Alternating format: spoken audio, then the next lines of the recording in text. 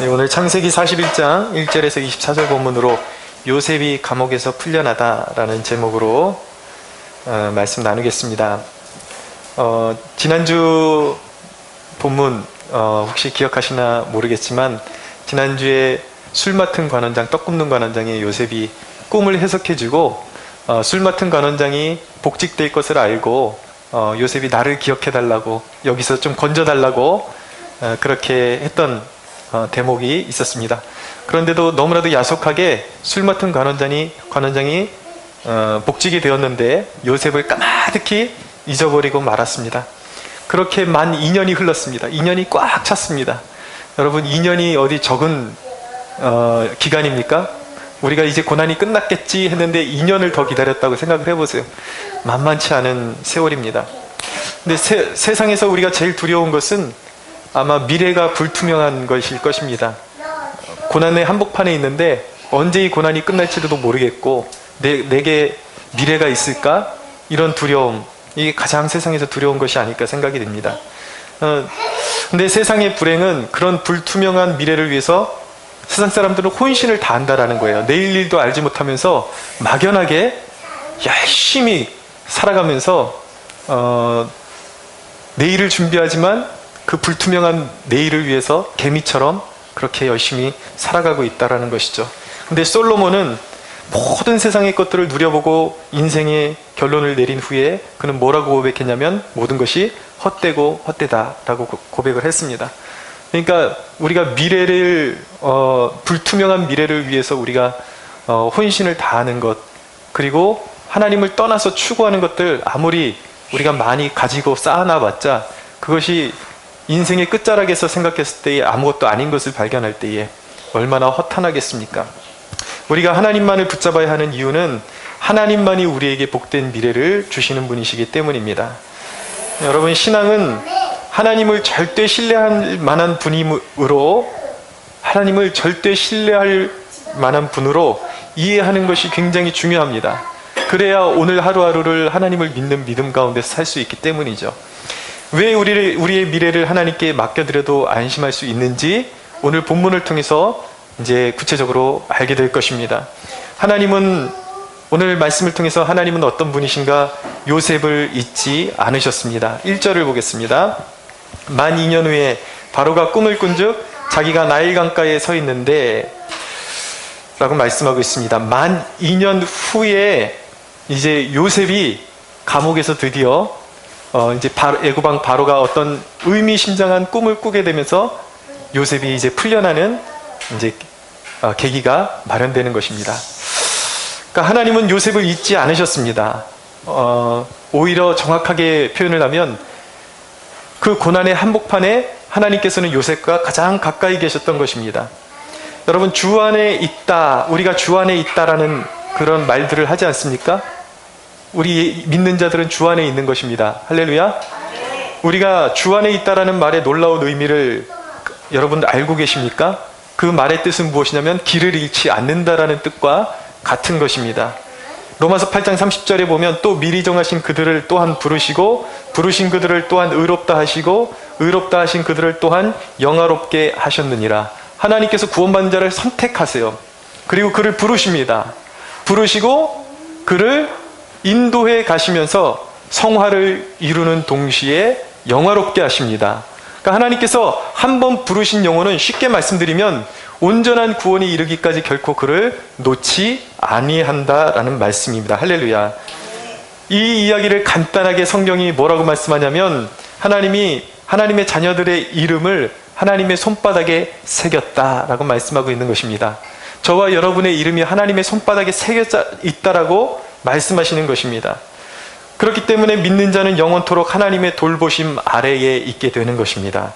이것이 믿는 자의 특권이요 큰 은혜인 것입니다. 여러분, 미래가 불투명한 존재들에게 이보다 더 큰 복된 소식이 어디에 있겠습니까? 전능자의 손 아래 새겨져 있다. 손바닥에 새겨져 있다. 전능자의 품 안에 우리가 숨겨져 있다.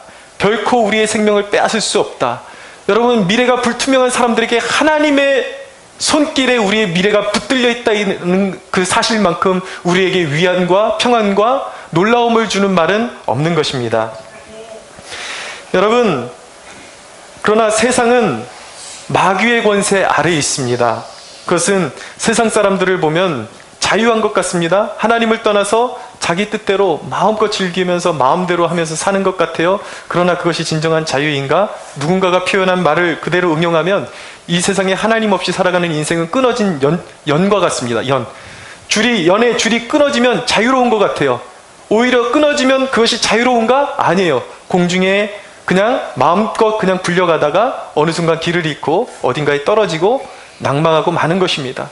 영원한 심판에 떨어지고 마는 것이죠. 결국 인생의 종국 심판으로 떨어지고 멸망하고 마는 것입니다. 그것이 길을 잃어버린 세상 사람들의 운명인 것이죠. 엄밀하게 따지면 그들에겐 미래가 없다라는 것입니다. 그러나 하나님은 자녀들을 결코 잊지 않으십니다. 예수님께서 이 땅에서 사역하실 때에 결코 자신이 택하신 백성들을 놓지 아니하신다라는 것을 분명하게 보여주셨습니다. 예수님께서 3년 동안의 공생의 기간 동안에 제자들을 양육하시고 기르시고 애정을 쏟아서 기르셨어요. 그런데 어느 순간 주님께서 의미심장한 말씀을 하십니다. 내가 이제 십자가에 달려 죽게 될 것이고 죽은 지 3일 만에 살아날 것이다 라고 주님께서 말씀하셨지만 제자들은 그 말이 무슨 말인지 몰랐습니다. 근데 주님께서는 자신이 십자가에 달리시기 전에 두려워하는 제자들에게 두려워하지 말라고 말씀하시면서 내가 너희보다 먼저 갈릴리로 갈 것이다. 내가 너희보다 앞서 갈릴리로 가서 너희를 영접할 것이다 라고 약속하셨습니다.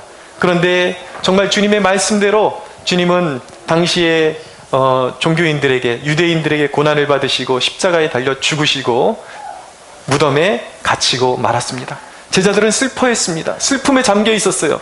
그런데 무덤에 찾아온 여인들과 제자들에게 천사가 나타나서 뭐라고 이야기를 해주냐면 어찌하여 예수를 무덤 가운데서 찾느냐? 너희가 찾는 예수는 이미 살아나셨고 갈릴리로 먼저 가셨느니라. 할렐루야. 예수님께서는 약속을 잊지 않으셨어요. 내가 너희들보다 먼저 갈릴리로 갈 것이다. 주님께서는 반드시 약속을 지키시고 제자들과의 약속을 기억하시고 죽은 지 3일 만에 부활하시고 제자들을 잊지 아니하시고 자기가 택한 족속들을 잊지 아니하시고 갈릴리로 먼저 가셔서 영접하셨던 분이 바로 우리 주 예수 그리스도이십니다. 예수님은 죄책감에 사로잡힌 베드로에게 찾아가셨습니다. 베드로는 주님께서 십자가에 달리기 전에 3번이나 주님을 모른다고 부인했고 주님을 저주까지 하는 죄를 범했습니다. 마음의 심한 갈등과 마음의 심한 죄책감이 그를 짓누르고 있었습니다. 그리고 이제 주님을 이제는 잃어버린 것 같고 심한 죄책감 가운데서 베드로가 사로잡혀 있을 때 부활하신 예수님께서 베드로에게 직접 찾아오셔서 친히 찾아오셔서 주님께서 물으십니다. 3번을 물으십니다. 네가 나를 사랑하느냐? 네, 내가 주님을 사랑하는 줄 주님께서 아십니다. 베드로가 3번을 부인했는데 예수님께서 3번을 물으십니다. 내가 주님을 사랑하는 줄 주님께서 아십니다. 대답했습니다. 주님께서는 베드로를 회복시켜 주시고 너는 내 양을 먹이라, 내 양을 치라, 그렇게 회복시켜 주셨습니다. 오히려 그 주님을 부인했던 베드로를 정죄하지 않으시고 그의 믿음을 땅바닥에 떨어졌던 신앙을 회복시켜 주시고 그를 찾아내시고 그에게 다시 영적인 회복을 주시고 권세를 주시고 주님의 양을 치라는 사명을 주신 분이 우리 주 예수 그리스도이십니다. 여러분, 주님은 우리를 결코 놓지 않으십니다. 여러분, 하나님이 우리를 결코 잊지 않으신다라는 것을 우리가 알 수 있는 것이 바로 여기에 있는 것입니다. 우리가 집을 살 때 보면 계약서에 도장을 쿡 찍습니다. 그리고 잔금을 치르면 그 집이 내 집이 되는 것이죠. 내 집이 된 것은 한번 내 집이 된 것은 버려둘 수가 없습니다. 여러분, 마찬가지로 우리가 버림받지 않는다는 것을 어떻게 아는가? 우리가 예수 그리스도를 믿는 순간 우리 안에 우리 눈에 보이지 않지만 보혈의 도장이 쿡 찍혀 있는 것입니다. 너는 하나님의 소유다. 성령이, 예수 믿을 때 성령이 우리에게 오시는데, 내주하시는데 그것을 성경이 뭐라고 말씀하시냐면 인침이라고 하는 것입니다. 성령이 우리 안에 오셔서 보혈의 은혜를 입혀주시는 것을 인쳤다라는 거예요. 너는 내 소유야. 하나님이 인쳐주신 거예요. 보이지 않지만 저와 여러분들의 심령 가운데 하나님의 인치심이 있음을 믿으시기 바랍니다. 하나님의 소유인데 누가 뺏어갑니까? 사망이나 생명이나 천사들이나 권세들이나 그 어떤 누구라도 그리스도 예수 안에 있는 하나님의 사랑에서 저와 여러분을 빼앗을 수 없음을 믿으시기 바랍니다. 그러므로 하나님은 오늘날 영적인 요셉이 누구입니까? 바로 저와 여러분들이에요. 성령으로 인침받은 저와 여러분들이 바로 영적인 요셉인 것입니다. 하나님은 요셉을 잊지 않으시고 영원토록 돌보시고 그가 어떤 고난에 있든지 하나님께서는 함께 하시며 그를 고난에서 이렇게 세우시는 약속을 이루시는 하나님이신 줄로 믿으시기 바랍니다. 그러므로 여러분 인생의 길은 하나님께 있음을 믿으십시오.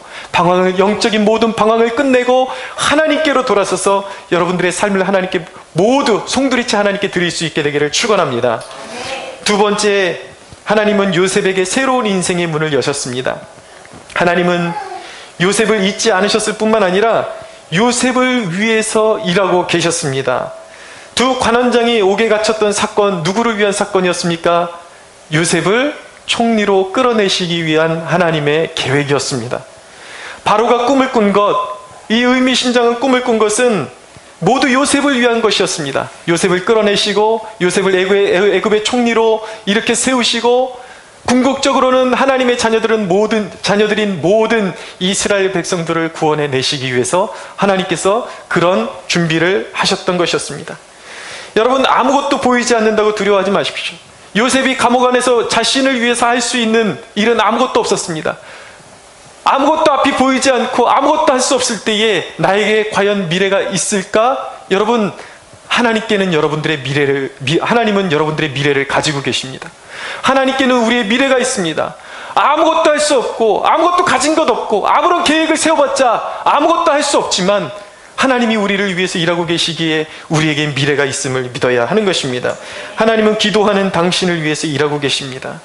바로가 꿈을 꾸었을 때에 의미심장한 꿈을 꾸었는데 오늘 말씀해 보니까 두 번 꿈을 꾸었습니다. 하나는 정말 살찌고 아름다운 소 7마리가 있었는데 그 뒤에 보니까 파리하고 아주 흉측하게 생긴 7마리의 소가 있는 거예요. 암소가 있는 거예요. 근데 꿈에 보니까 그 흉측하고 몰골이 상한 소들이 이 아름답고 살찐 소들을 다 잡아먹어버리는 7마리가, 흉측한 소 7마리가 아름다운 소 7마리를 잡아먹는 꿈이었습니다.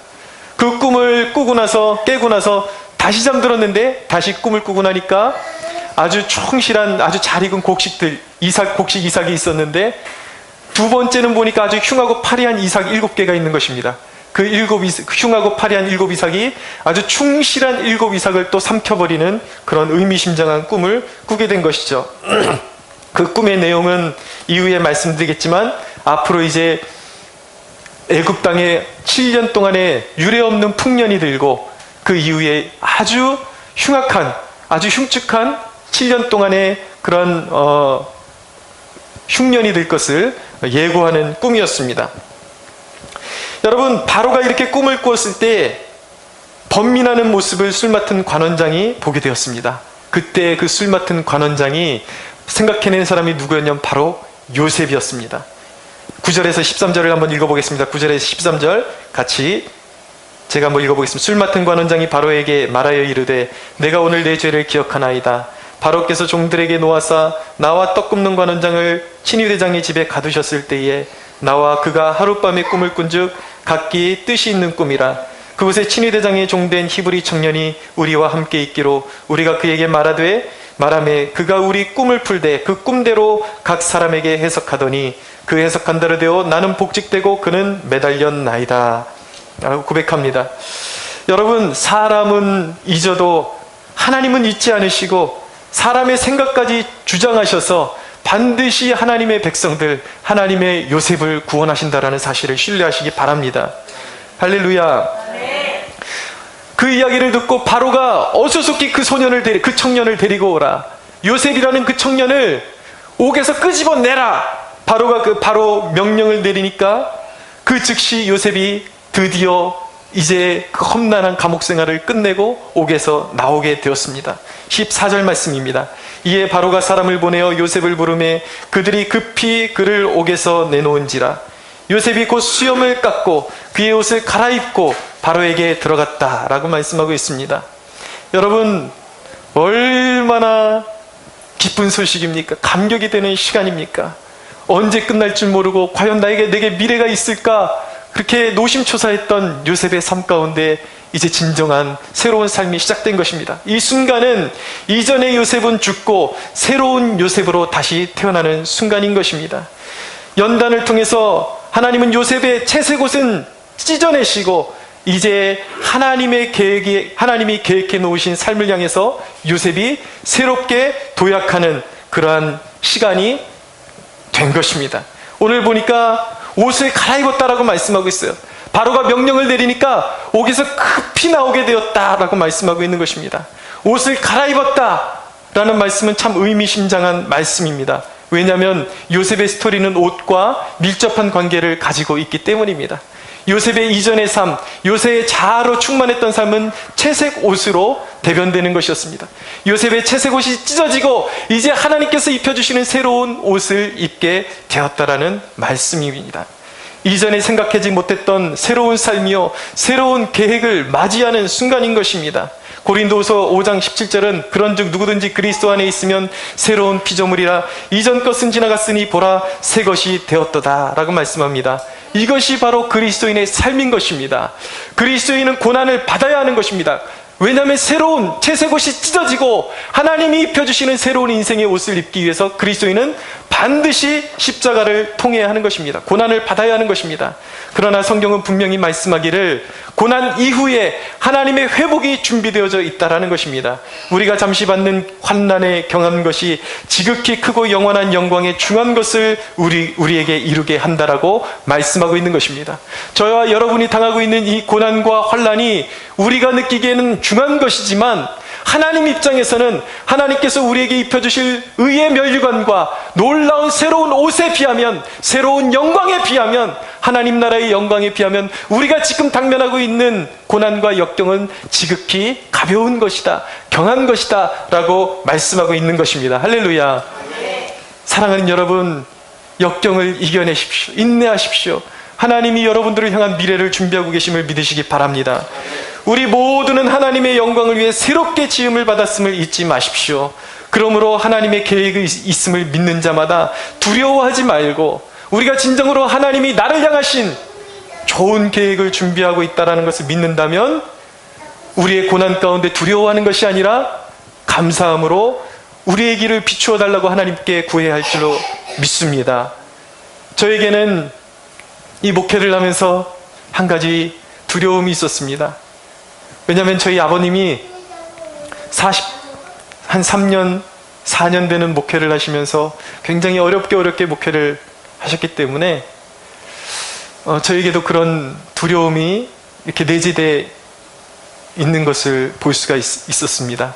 항상 나도 아버님처럼 그런 발자취를 따라가다가 그냥 목회 어떤 꽃을 한번 펴보지도 못하고 목회를 마치게 되면 어떻게 하나, 나의 이런 생활이 계속해서 이어지고 또 교회가 일어나고 부흥하는 것을 보지 못하게 되면 어떻게 하나, 그런 두려움이 있을 때가 있었습니다.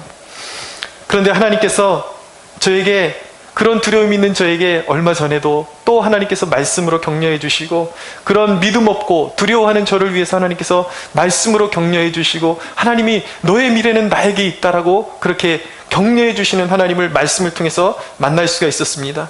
하나님께서 저에게 주셨던 말씀이 무엇이었냐면 이사야서 54장 4장이 있는 말씀인데 바로 이런 말씀입니다. 두려워하지 말라. 네가 수치를 당하지 아니하리라. 놀라지 말라. 내가 부끄러움을 보지 아니하리라. 내가 젊었을 때의 수치를 잊겠고 과부 때의 치욕을 다시 기억함이 없으리로다. 하나님께서 그런 말씀을 주시면서 저를 격려해 주셨어요. 할렐루야. 물론 저희 아버님의 그런 고난도 결코 헛되지 않을 것입니다. 하나님께서 이 자손에 이르기까지 결코 하나님의 특별한 계획을 가지시고 아버지의 인생을 하나님께서 그동안 이끌어 주셨다는 것을 저는 의심치 않습니다. 여러분, 하나님은 우리의 부끄러운 과거를 씻으시고 새 일을 행하시는 분이심을 믿으시기 바랍니다. 그분은 여호와 라파라고 말씀하고 있습니다. 여호와 라파는 치유하신다라는 뜻이에요. 하나님은 치유하시는 하나님이십니다. 이전에 병들고 지쳐있고 상하고 찢겼던 우리의 심령을 새롭게 하셔서 그리스도의 보혈로 씻으시고 우리를 다시 한번 이렇게 세우시고 치유하시고 우리의 삶을 회복시키시는 하나님이신 줄로 믿으시기 바랍니다. 하나님의 신실하심을 믿는 자들에게 길을 여시는 통로가 무엇인가? 그것이 바로 기도인 것입니다. 사랑하는 여러분, 하나님은 우리의 연단 기간에 우리의 삶의 동기가 달라지기를 원하십니다. 우리의 연단의 의미는 무엇입니까? 이전에 육체의 욕심을 따라, 육체의 욕망을 따라 살아갔던 그 모든 채색옷을 내려놓고 이제는 너희의 삶의 동기를 바꾸라는 것입니다. 이제는 온전히 하나님의 영광을 위하여, 살아계신 하나님의 역사를 위하여 저와 여러분들의 삶을 드리기를 원하시는 것입니다. 사랑하는 여러분, 이 연단의 기간 동안에 저와 여러분들의 삶의 동기가 완전히 하나님이 기뻐하시는 동기로 변화될 수 있기를 축원합니다. 그리고 그러한 동기, 순수한 동기 가운데 이제는 하나님의 영광을 바라보며 이제는 정말 깊이 기도하는 기도의 사람들로 거듭나기를 원하시는 것입니다. 하나님은 우리가 성령으로 충만하여 세상을 치유할 능력을 갖추기를 원하시는 것입니다. 할렐루야. 사랑하는 여러분, 저와 여러분 모두가 성령으로 충만하여 요셉과 같이 어두운 세상을 비출 수 있는 하나님께 쓰임받는 백성으로 거듭나게 되기를 축원합니다.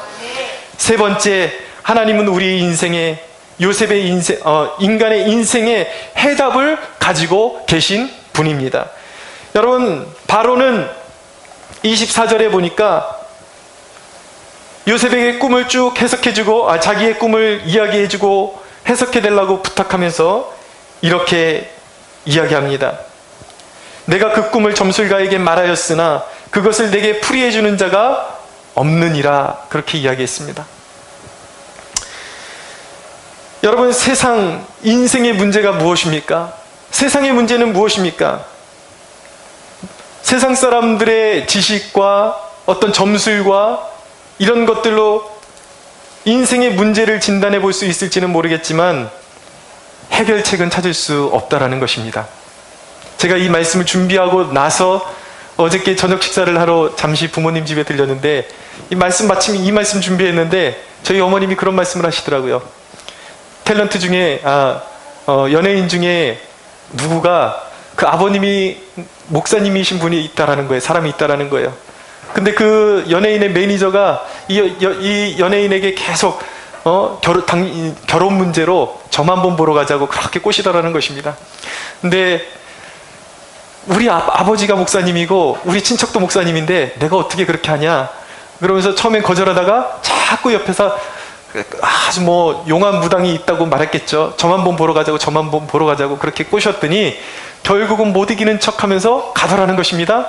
그런데 더 가관인 것은 이 점쟁이가 이제 점을 봐주니까 소스라치게 놀라더라는 거예요. 아니, 어떻게 나의 인생에 대해서 이렇게 점쟁이가 정확하게 찝어주고 알 수가 있지? 그 놀라는 장면이 나오더라는 것이에요. 근데 여러분, 분명한 것은 무엇이냐면 아무리 용한 점쟁이라고 할지라도 과거는 맞출 수 있을지 모르겠지만 그에게 참다운 미래를 제공할 수는 없다라는 것입니다. 여러분, 인생의 문제는 결국 죽음의 문제요, 심판의 문제인데 이것을 누가 해결해 줄 수가 있겠습니까? 기름을 점친다고 해서 문제가 나아지지 않는 것입니다. 그것은 귀신과 연합하는 것이기 때문에 하나님의 진노만 더욱 깊이 사는 것 뿐인 것입니다. 많은 기독교인들이 점을 친다고 해요. 많은 유명한 점쟁이들에게 어느 교회 권사들, 어느 교회 집사, 이런 사람들이 수도 없이 온다라는 것입니다. 엄청난 돈을 주고 점을 본다라는 거예요. 그런데 여러분, 다 부질없는 짓인 것입니다. 사람들은 어리석습니다. 많은 사람들, 여러분, 길거리에 전도하면 수많은 사람들이 이 시대에, 이런 과학시대에 무슨 하나님을 믿느냐, 말 같지도 않은 소리 하지 말라 그렇게 이야기하지만 하나님은 없다고 말하면서 점치고 부적은 붙이고 다니고, 여러분, 이런 일은 서스럼 없이 사람들이 하더란 말입니다. 왜 그런 것입니까? 그들의 영적인 눈이 멀어있기 때문인 것입니다.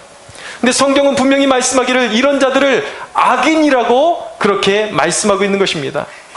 여러분, 성경이 말씀하는 악인은 어떤 자들입니까? 하나님을 떠나서 자기의 미래를 보장받으려고 하는 사람들. 또한 여러분, 성경이 말씀하는 악인들은 어떤 사람들인가 하면, 사람들은 오해할 때가 참 많습니다. 이 악인에 대해서 굉장히 오해가 많습니다. 어떤 사람들은 교회에 몇 번 나와주고 착한 심성을 가지고 나름대로 선행을 해가면 자신도 의인에 속한다라고 그렇게 착각을 하고 살아갑니다. 그래서 결국 자기는 죽어도 교회에 몇 번 출석했고 선한 양심을 가지고 남에게 후원도 했고 좀 도와줬기 때문에, 좀 선한 일을 했기 때문에 자기도 죽어서 천국에 갈 수 있을 것이라고 그렇게 오해를 합니다. 기대를 합니다. 그러나 여러분, 성경은 하나님을 의지하지 않고 자기 스스로를 의인이라고 믿는 자들과 부질없는 모든 것을 의지하는 자들을 악인이라고 성경은 말씀하고 있는 것입니다. 악인의 특징은 무엇입니까? 그가 교회에 나와 있는지 그것이 중요한 것이 아니에요. 진실한 마음으로 그의 인생에 하나님이 그의 의지처가 되는가, 하나님이 그의 인생의 전부가 되는가, 그것이 중요한 것입니다. 악인의 특징은 교회에 나올지는 모르겠지만 하나님만 빼놓고 모든 것을 의지하는 자가 악인인 것입니다.